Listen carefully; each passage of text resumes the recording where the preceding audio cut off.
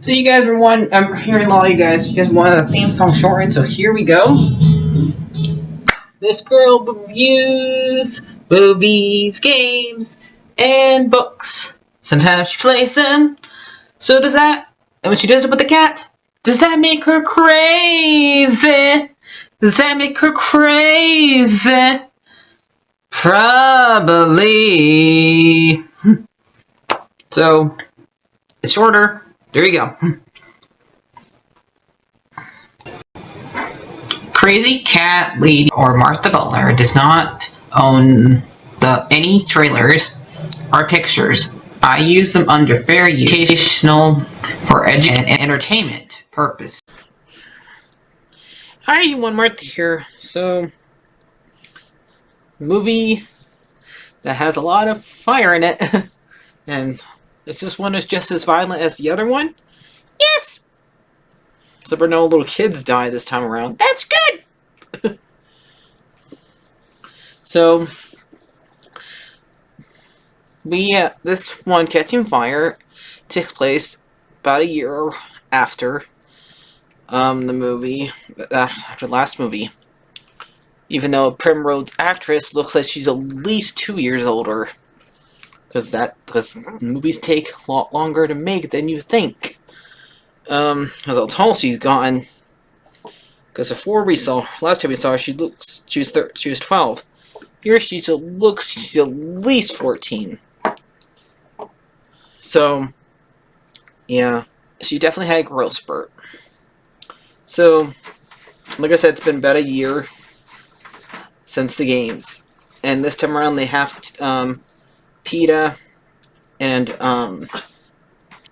Katniss have to go on a tour to every single district and promote the games and stuff like that, and convince everybody that they're still in love, even though it was an act.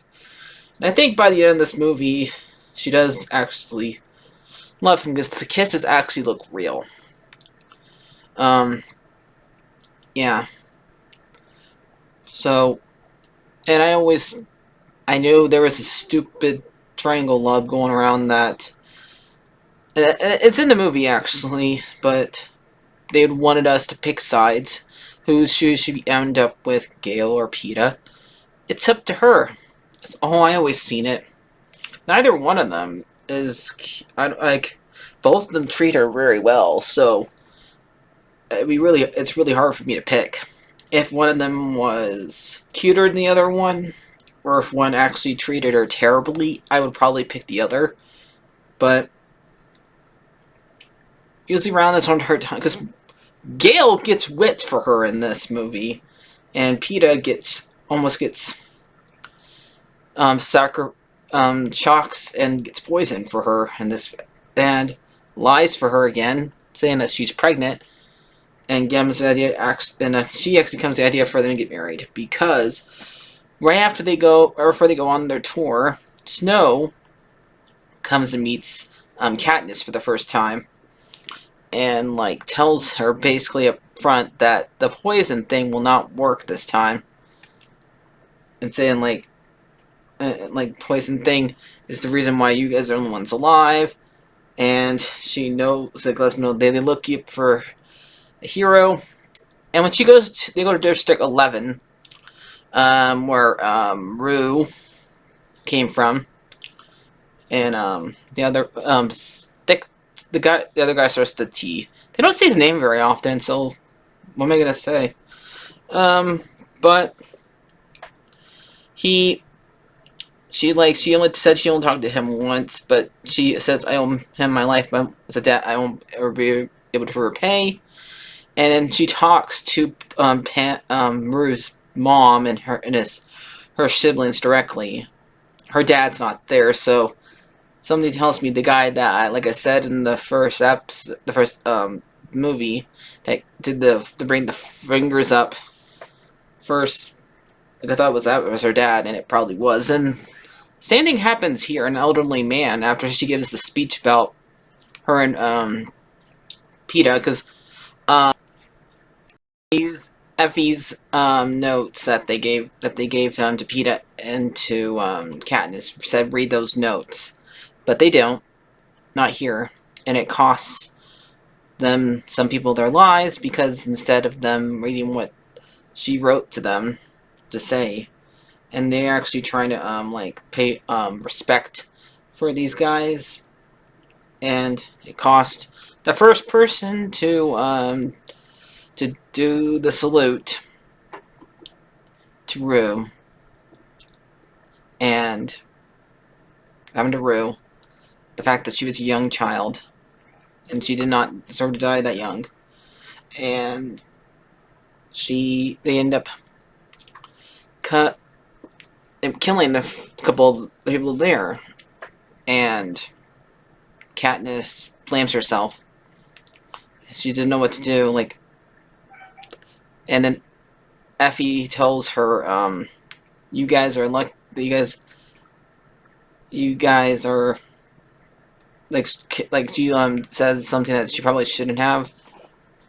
Like, you're the victors, and this like, and then Katniss like, we killed people, and she ran off, and she thought that it was Amos that was there, and it's actually Peeta. She says, "I'll tell her sorry," like, and and Peter says you don't have to tell her sorry.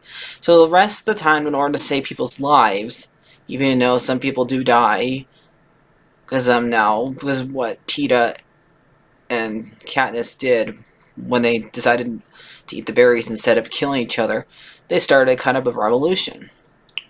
The thing they didn't know, a revolution was already started before them. Because the fact that the game guy in this, who is played by an actor who dies after the second who dies right before the first part of Mockingjay Part 1, but they were both being filmed at the same exact time.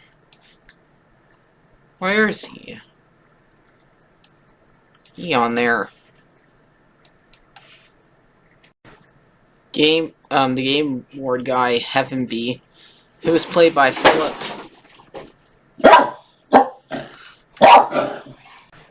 Apparently he's like a double agent. Or he was sent in there just to order to get Katniss, because he is the one who's one of the leaders of the revolutionary. And since what she started, he went to like full snow. And at the end, he goes to make sure she gets out of there. So yeah. But he does a pretty good way of playing it. If you didn't read the book, you definitely would be caught off guard that he... Because it's a very good twist. Because he does a good show of it. But the fact that he doesn't leave, he leaves right after everything. So what causes the games to come back? Because usually they don't have them this often, and they would not make the champions fight again. They would only they're supposed to be promised to be safe, promised to be good. Now the fact that the game everybody's like billing and stuff like that, and like still praising Katniss, and the fact that Snow wants her dead, but he can't exactly do it himself.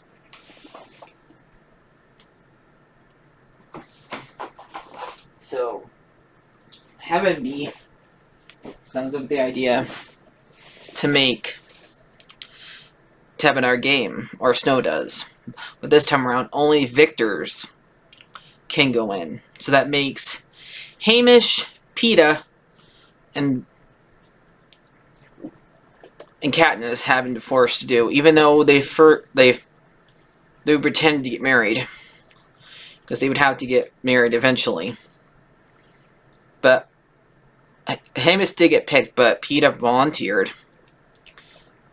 And so this time around, at least 5 people survive instead of 2. Because 5 of them, almost 6, well 7 actually, would not fight each other. They would actually help each other. I mean, there's a lot of alliances in this one. But this one's more like a clock. This arena.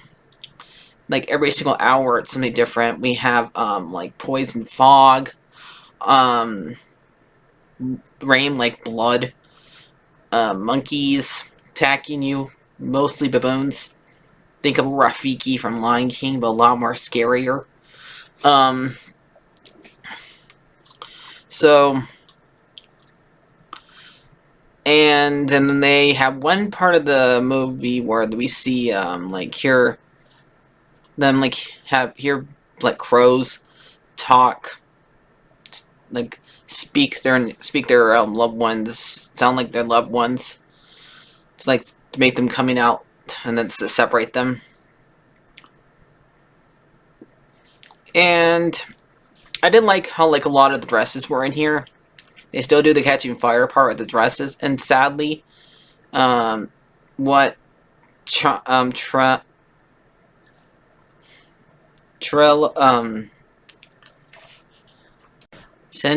the guy who made the Katniss' style, after he makes a dress that burns the wedding dress that Snow wanted Katniss to wear, and made it look like a Mockingjay, so she's a little Mockingjay.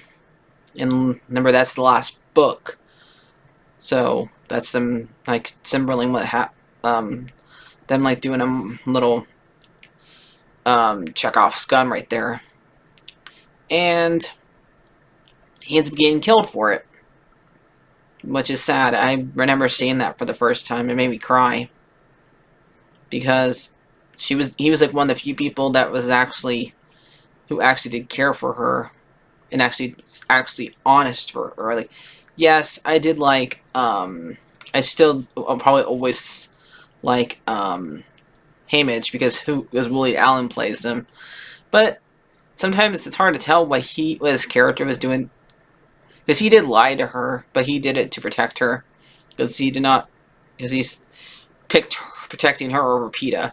But him being an alcoholic is kind of hard to know,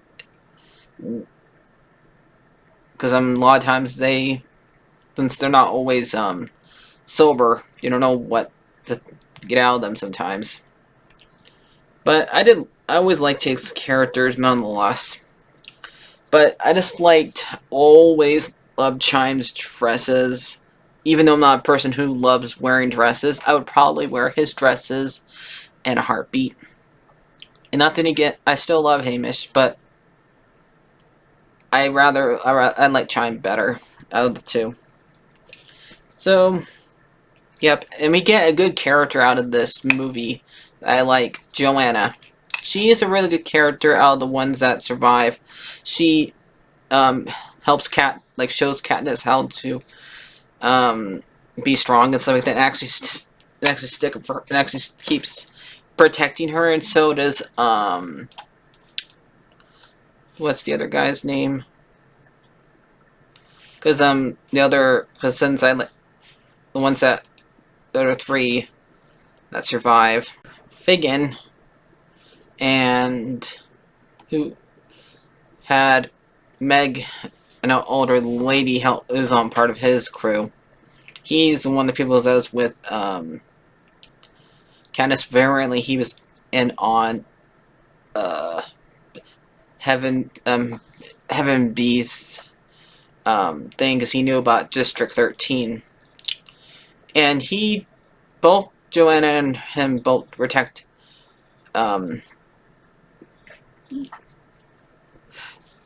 Katniss until the very end, but up until because the guy who was like really smart, B10, came up with the idea how to get through and how to kill the 3 that was still around, a brother and sister and a bald guy. and how to get rid of them, and how to make sure that those five live. And because the elderly lady Meg, she like sacrifices herself so those three can live, because she would never live with her age. And then one goes berserk, Beamage, and gets killed. So, and then you get so basically they get the idea, because one of them is waves. One of the things that happens every single hour, that they electrocute the water, because certain time, like every single day, there's a part of the tree that gets hit by lightning all the time, and to like to show, and it hits them like 12 times to for every single district, and so that makes the and it ends up. So the reason why Gale gets whipped, because he went to attack one of the guards to like protect somebody, and and that's one thing I didn't like. But he also made sure his sister got out of there, because you're surprised that he's on the ship with her at the very end of the movie, and she like tells him that Primrose got out of there and so did her mom, but District 12 was gone. So the plan was to light the water in the middle on fire, and electrocute the people who are left, which it didn't go so well because the other people attacked them first, and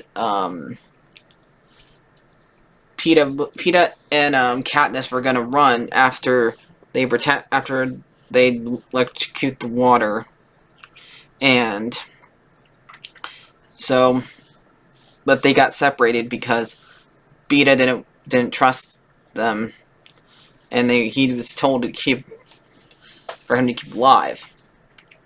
And so he made those two separate so they could not run afterwards. So, and since the plan did not work, Katniss decided to shoot her arrows up at the sky and put the dome that keeps them in on fire, and that makes the cameras turn off, and Snow is mad, but he gets Joanna and PETA.